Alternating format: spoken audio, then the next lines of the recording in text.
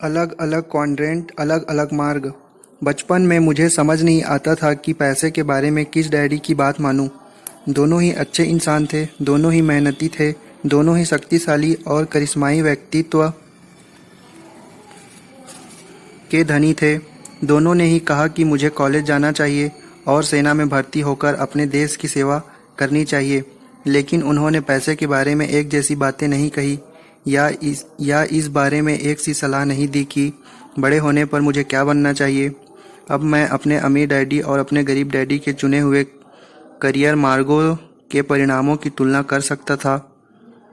मेरे गरीब डैडी ने मुझे सलाह दी थी, स्कूल जाओ, अच्छे ग्रेड लाओ और फिर अच्छे लाभों वाली कोई सुरक्षित नौकरी खोजो। वे इस करियर मार्ग की अनुशंसा कर रहे थे। दूसरी ओर मेरे अमीर डैडी ने कहा था, व्यवसाय बनाना सीखो और अपने व्यवसाय के माध्यम से निवेश करो। वे उस करियर मार्ग की अनुशंसा कर रहे थे जो इस तरह दिखता था।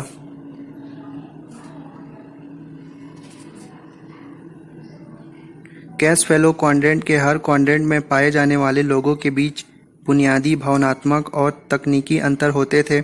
ये भावनात्मक और तकनीकी अंतर महत्वपूर्ण है क्योंकि अंततः इन्हीं से तय होता है कि कोई इंसान किस क्वाड्रेंट को पसंद करता है और उससे संचालित होता है।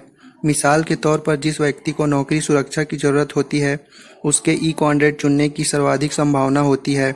ई क्वाड्रेंट में जीवन के सभी क्षेत्रों के लोग शामिल होते हैं, कंपनियों के दरबान से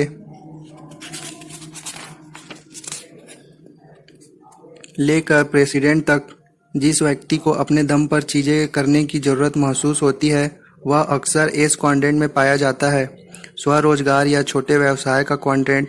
मैं यह भी कहता हूँ कि एस का मतलब विशेषज्ञ, अकेला और स्मार्ट भी होता है, क्योंकि डॉक्टर, वकील, अकाउंटेंट और अन्य तकनीकी परामर्शदाता जैसे पेशेवर लोग इसी क्वाड्रेंट में पाए जाते हैं।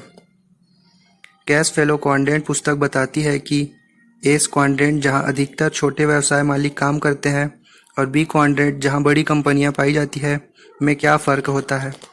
इस पुस्तक में हम तकनीकी अंतरों के बारे में अधिक विस्तार से बात करेंगे, क्योंकि अमीर लोगों और बाकी हर व्यक्ति के बीच यही फ़र्क होता है। सबकों की दोबारा शुरुआत।